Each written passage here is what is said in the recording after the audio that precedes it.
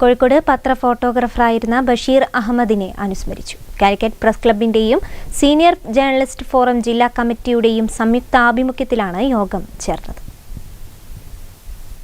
കോഴിക്കോട് പത്ര ഫോട്ടോഗ്രാഫറായിരുന്ന ബഷീർ അഹമ്മദിന്റെ നിര്യാണത്തിൽ മാധ്യമപ്രവർത്തക യോഗം അനുശോചിച്ചു. കാലിക്കറ്റ് പ്രസ് ക്ലബിന്റെയും സീനിയർ ജേർണലിസ്റ്റ് ഫോറം ജില്ലാ കമ്മിറ്റിയുടെയും സംയുക്താഭിമുഖ്യത്തിലാണ് യോഗം സംഘടിപ്പിച്ചത്. ഇ.പി. മുഹമ്മദ് അധ്യക്ഷനായി. Press club treasurer P V. Najeeb അനുശോചന പ്രമേയം അവതരിപ്പിച്ചു.